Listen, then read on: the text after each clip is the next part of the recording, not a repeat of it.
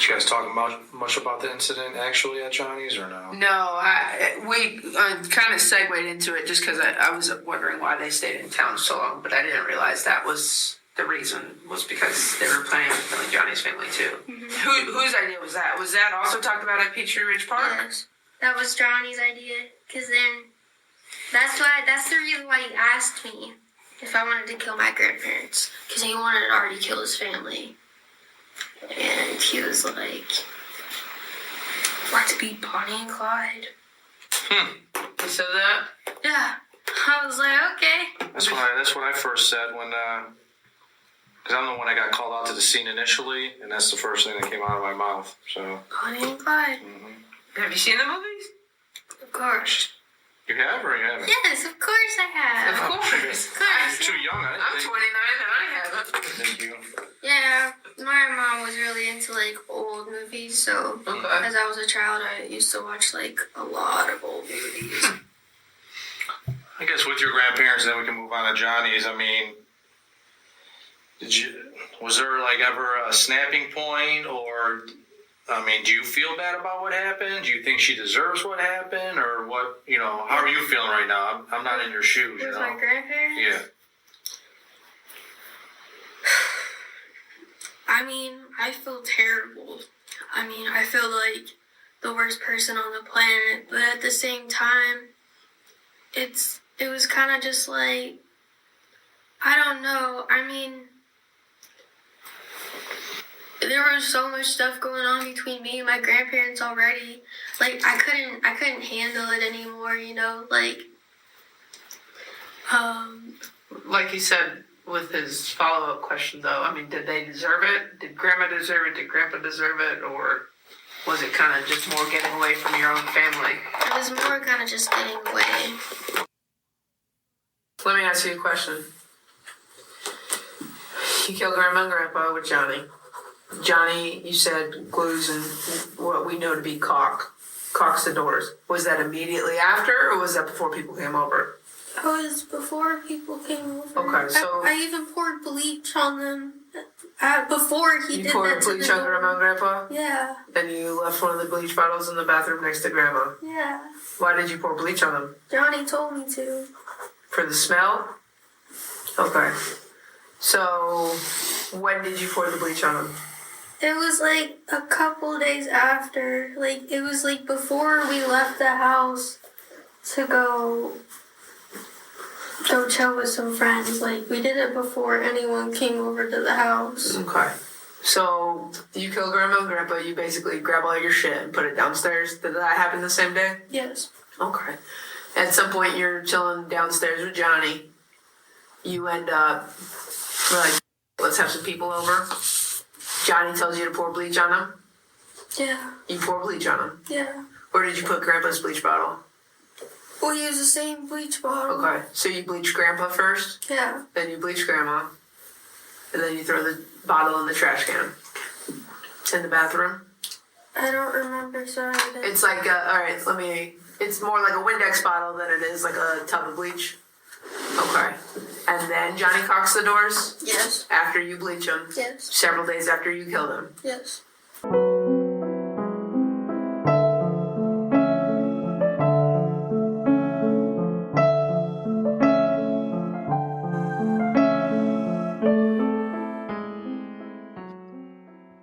Welcome back to Operation Evil. This is episode 95, and I am calling it a Teens Hit List. I'm your host, Nyoka. And I'm Rachel. And You're here to shower us with murder. I am. And Teenage murder. It's got all the things. It's got young love, and it's got murder and hit list and shenanigans. It's got all the things. Like a legit hit list? Yeah, pretty much. I mean, not like written down, but there was a list, a mental one. Damn. And you didn't get to hear it, but I'm going to play some audio before, actually, they've already heard it by now. And it's part of the girl's interrogation and the things that she had to say about getting caught and what she did. So, good times. Fun. So talk again because I feel like your microphone isn't as loud as it was before. Did you change it? Yeah. I feel like that I need to get new cords for this or Oh, something. that's better. Is this better? Yeah, that's better. Yeah. Yeah, that's good. Can you Okay. hear me? It disconnected from the headphones. Oh, okay. It's always something. It is always something. Always something. I gotta tell you something weird. While I was waiting for you to come on, you know how you can get like radio interference with your headphones and like other devices and whatever. Yeah, So, like I swear when we're together, there's always a radio station. yeah, so I'm hearing a radio station in the background because I'm using like one of those like Zoom audio faces for an audio interface when we're podcasting, and it's picking up something, and I swear it was playing Michael Jackson like Man in the Mirror in the background when I was waiting for you. That's has perfect that no- it was Michael Jackson. Yeah, and I know that has like no relevance at all to this story, but I just had to share that because I'm like, I'm hearing Michael Jackson right now. Yeah. Anyway, all right. I have nothing clever for an intro, so sorry to disappoint everyone. But let's talk about. Now we have an unstable network. Of course we do. Of course. Are you there? Okay. Can you hear me? Is all well? Yep. What the hell? I don't know. My throat just did that. I don't know. Anyway.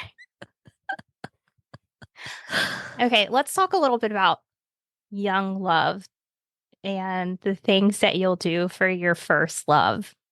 You know, like, I don't know, you're just head over heels for that person, butterflies in the stomach. You're like, I love you. I'll do anything for you. I'll make a little sandwich for you. I'll ditch school for you. I'll do this. I'll do that. Whatever. I'll rob a store for you and steal that I'll buy you video game that you want. Well, this was like that, like this story, except for to the extreme, obviously. Otherwise, we wouldn't be podcasting about it. How old? The girl's 17 and her boyfriend is 19. And so they're just young and stupid. Are they know? still together? Oh, you'll have to wait to hear that.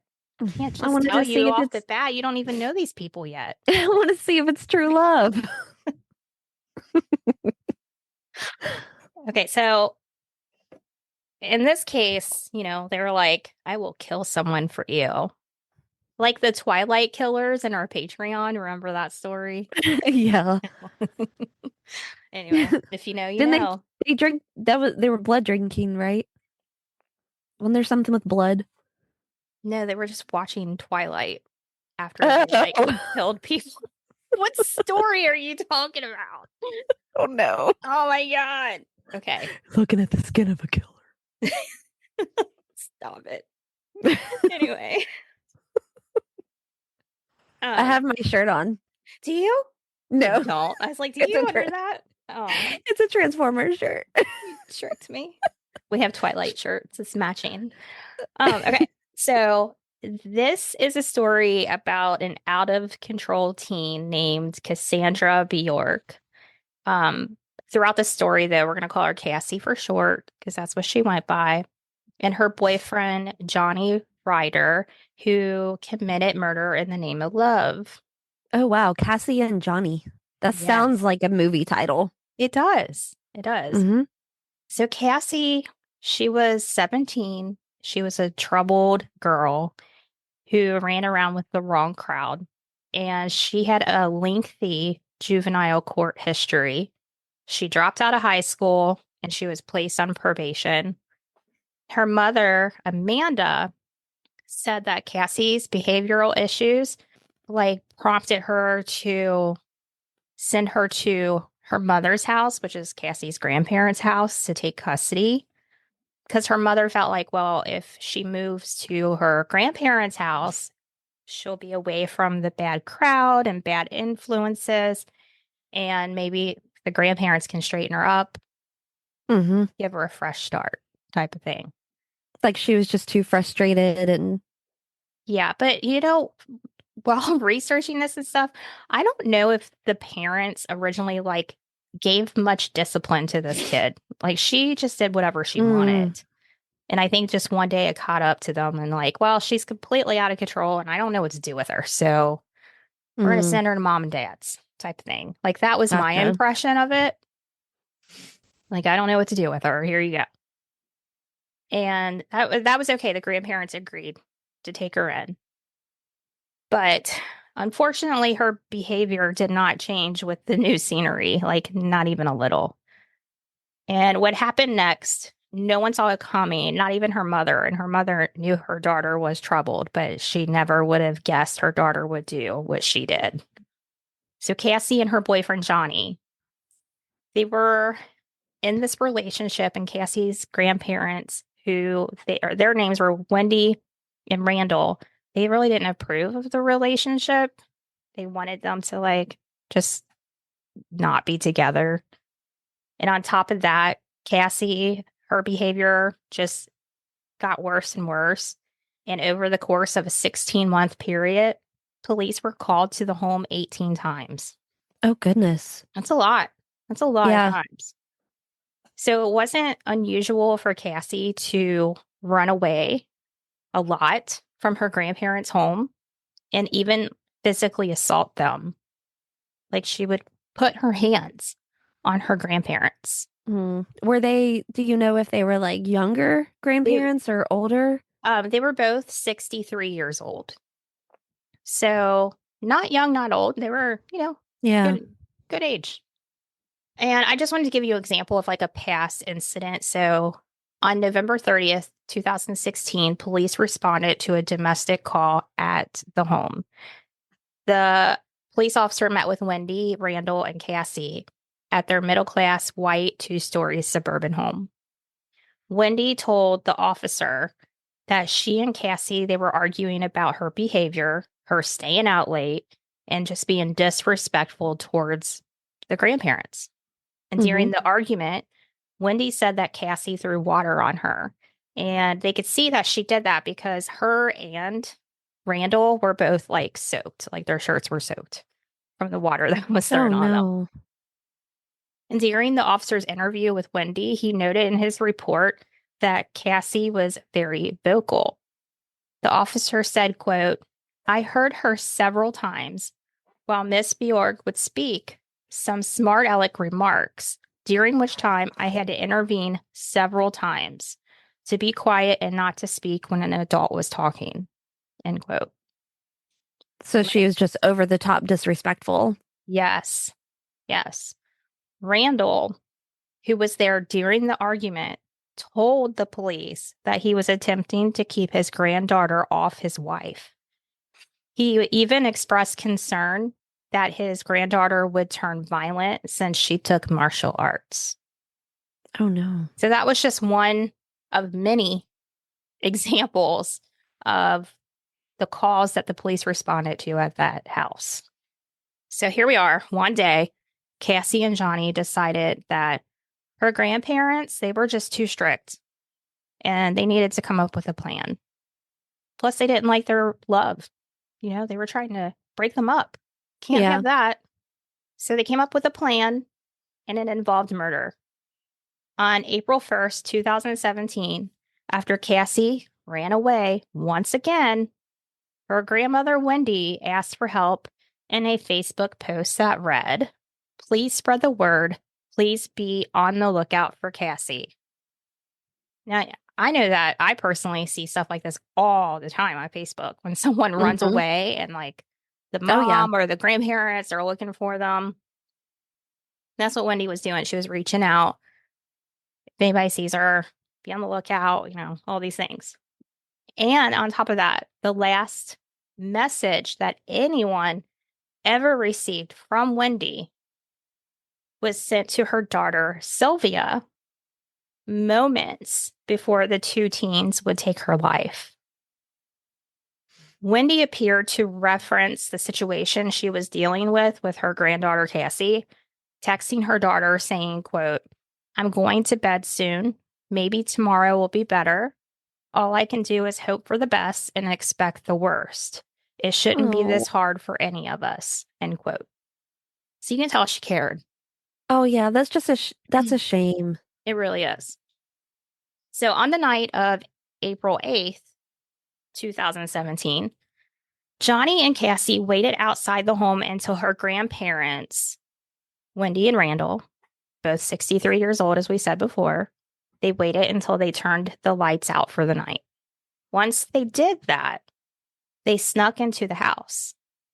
Johnny began attacking Randall with a tire iron, and Cassie dragged Wendy into the same room, restraining her with duct tape and then beating her.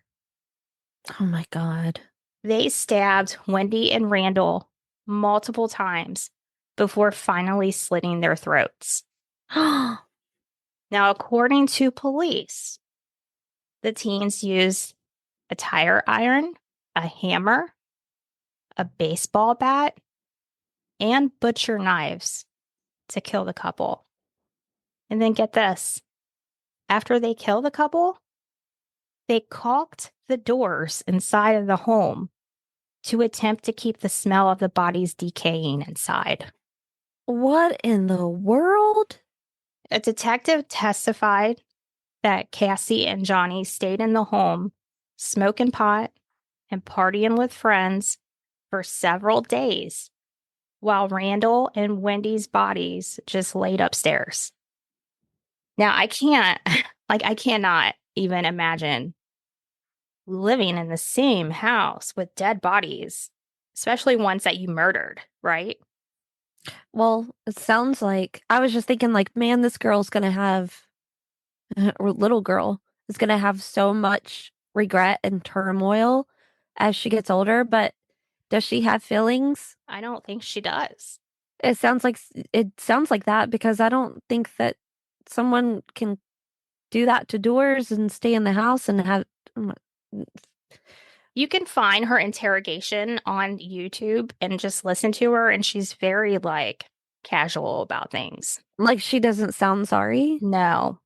But for me, I'm like, I can't imagine being in my house knowing that there's 2 dead bodies under the same roof as me because I killed them and just party. And then on top of that, they didn't just party. I mean, they ordered Chinese food and that and everything. Like God. you have to be really mentally ill to do something Yeah. like that. I mean, I would think. Really, really, really full of rage and anger. Your own flesh and blood rotting upstairs and you are partying and eating Chinese food. Especially your grandparents. Yeah. The people that took you in.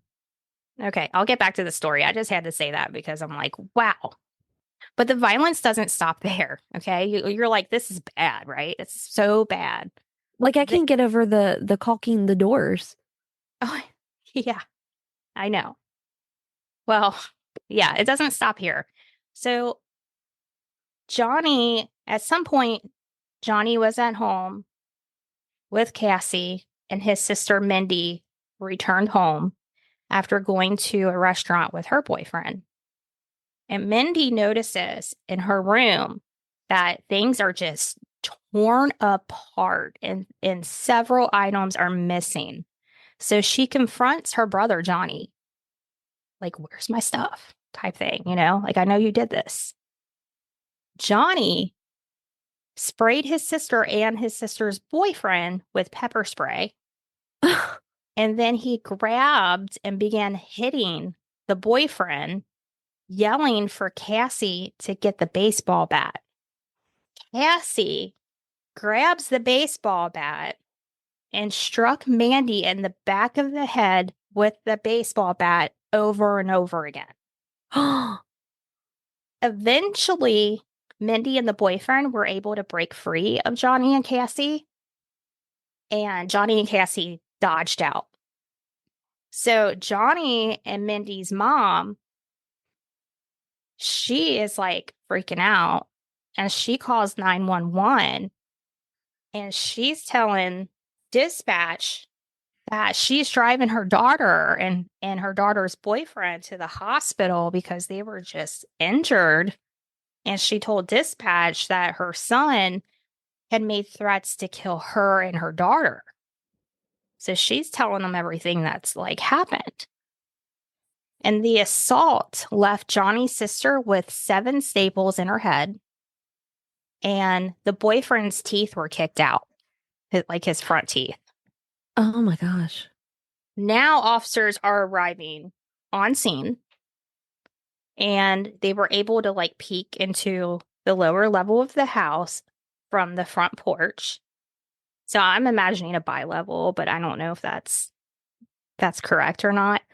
Mhm. They could see that items were thrown around. They could see blood smeared on the wall and on the door frame in the bathroom. And this is at Johnny's house, or? This is at Johnny's house because his mom just called 911. Okay. On scene, officers found bear spray on the couch, which I guess that's what they sprayed. I guess that was their pepper spray. Was bear spray? I don't know. What? And 2 air rifles and a machete on the dog cage. Meanwhile, so they got this whole situation going on. Meanwhile, police were having unsuccessful welfare checks on Cassie's grandparents throughout the week because they're not answering the door because they're dead, right? Right. They're not answering. And I'm guessing too that the daughter avoided what was her name? Sylvia? The mother of Cassie? The mother of Cassie is Amanda. Amanda. Sylvia was the last person that Wendy texted, and that's Wendy's daughter, so I guess it would be Cassie's aunt. Okay. And it's funny that you brought Sylvia up, though, because she's the whole reason why these welfare checks were going on. Okay, that's Because- what I was wondering. Like, was Cassie's mom texting, like, or called police? Like, what's going on? Yeah, what happened was they knew that Cassie ran away, right? But they weren't hearing from the grandparents, well, their parents. Yeah, because I And- bet you Wendy in the morning would probably have checked back in with Sylvia. Yeah, they probably talk every day like me and my Yeah. mom do, Mhm. right? And they're not hearing from them. And in the interrogation video that I watched, Cassie eventually texts from Wendy's phone pretending to be her, like, "Hey, I'm okay," blah blah blah. Sylvia knew something wasn't right, though. This okay? girl just thought she was something smart. Yeah. So that's why they had all these welfare checks for them, because Sylvia lived in California, so she wasn't nearby. She couldn't just drive there and go do this. So anyway, it wasn't until authorities like learned of the incident with Johnny's sister, and they stole a car, and they linked the car to Johnny and Cassie and like their homes, and like they were just connecting the dots of all the things that were like happening. And the investigation led them to the teens, and they were at this point, they were at a location of like a mutual friend's house. Mm-hmm. They had the SWAT team there. There was a SWAT standoff, and the young couple, they were like, screw this. And they tried to kill themselves by slitting their wrist, but they survived. And they were taken to the hospital and then taken into custody. And Cassie and Johnny were charged with murder, aggravated assault, aggravated battery, armed robbery, and theft. The armed robbery and aggravated battery charges were dismissed. And what's even more disturbing, and this is why I named the episode A Teen's Hit List, is that they intended to leave more bodies behind. They just ran out of time. So they're just out partying it up, like, I hate to say because this is so freaking cliche, but like Bonnie and Clyde. Yes. So their hit list included Johnny's family, Cassie's mother, and then, of course, her grandparents, which they were successful with that. But apparently Johnny backed out of the plan when they went to his house because there was like other cars in the driveway that he didn't know, and like all these things happened, and he Sure. backed out. And what was interesting too, in the interrogation, she made it sound like he was like the mastermind of this plan, and no, she was. Yeah. Was I not think him. common sense would tell you that because who was murdered first? Oh yeah. And she even, it's bad enough that they partied, they did all these things, right, with the bodies there. She even Mhm. talks about, and this is the audio that I'm probably going to be inserting, which I already did in the beginning, whatever. You guys have already heard it. You didn't. But she would, after a few days, to keep the smell down, she even threw bleach on the bodies to try Yeah. to help cover the smell. Yeah, I mean, no. So- Trying to blame it on him. That's Yeah. So she didn't mind, I guess. Whatever. I don't know. But anyways, that's beyond disturbing. yeah. And can you imagine, like, I don't know what her mom thought, knowing that your child had you on her hit list. She just didn't get to you in time. Yeah. I don't I know how mean, you deal with that.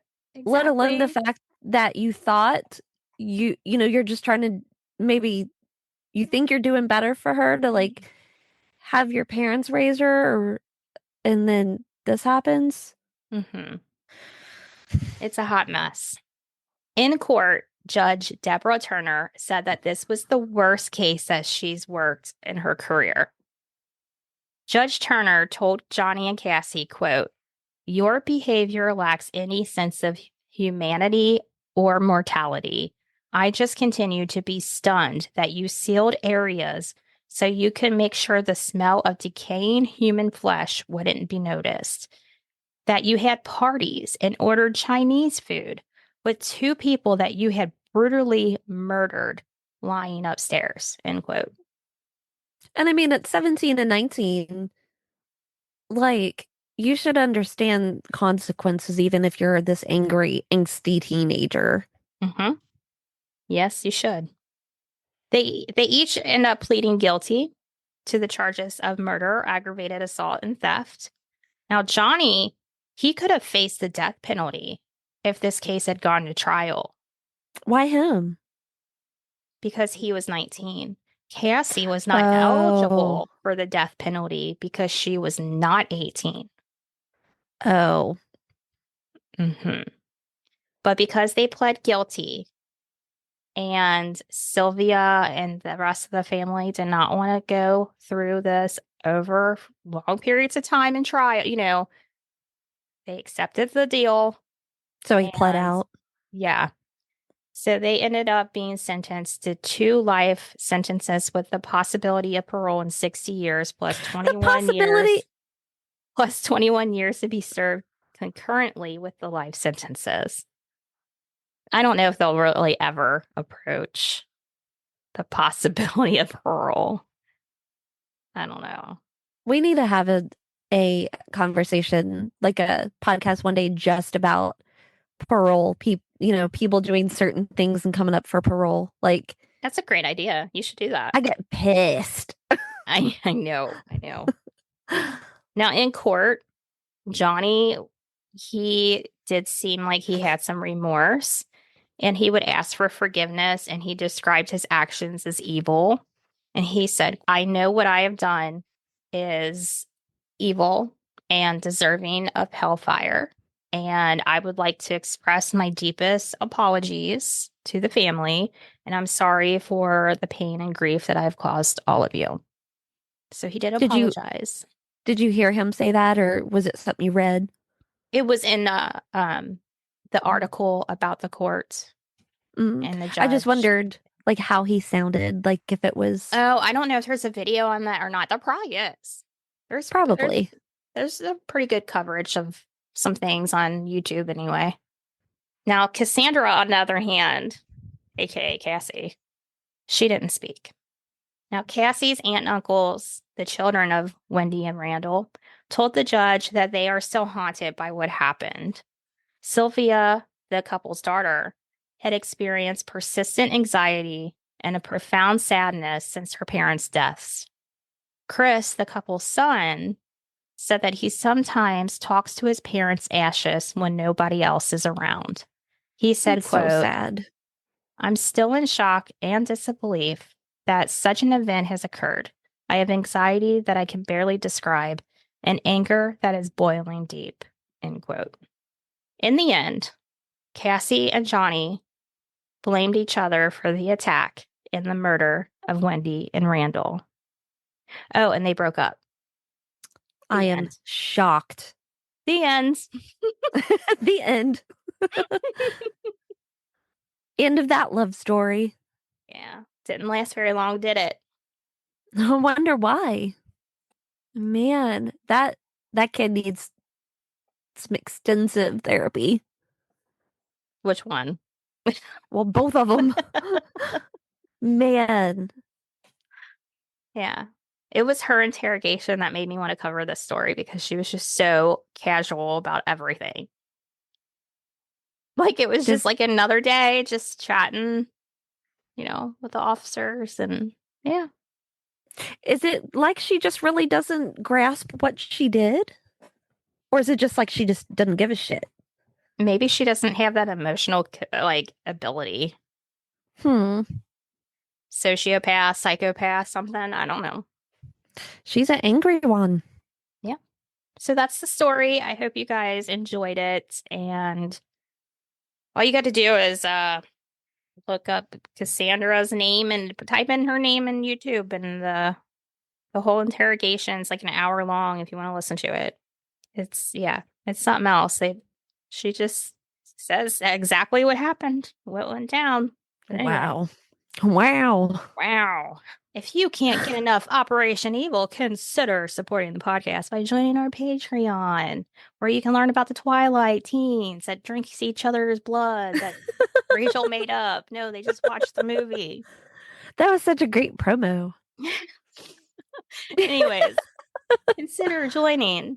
You should. You're missing out if you don't. There's so many episodes on there. There was like 26 or so? Yeah, at least. Yeah. And still going strong. Yeah. So listen to it. Sign up. We are worth it, right? Yeah, because if you like this crazy whatever foolishness shit, then it's even better on the Patreon. So many shenanigans on the Patreon episodes. It's a little bit different. But anyway, thank you guys for supporting us as always. And be sure to tell your friends about our podcast and share our Facebook and all the things. And we appreciate every single one of you. And we'll be back next time with an episode from Rachel. And she's going to be giving us our Patreon bonus episode this month. Double the episodes. Double it up. And we're planning to have a guest on real soon. Yes. In the works. Mm-hmm. Yes. We're so close to hitting our 100th episode, too. Yeah, I was about to say that. Close. If there's any questions that you would like to submit to our email. Oh, yes. Yes. Mm-hmm. Whatever questions you got. Yeah, we will be happy to do a Q&A. Or even like little conversation starters. Doesn't matter what it is. Yeah. Better be nice, though. Better be nice. And I mean, we do have a murder podcast. You better be nice. Thank you for that amazing story. Well, you're welcome. I am still in awe of the caulking the door shut. That's the first I've ever heard of anything like that. Yeah. Yeah. I could see where they were going with it, but oh yeah. Yeah. I'm sure it didn't work at all. But yep. Thank you guys, and I'll say goodbye. Goodbye. Bye.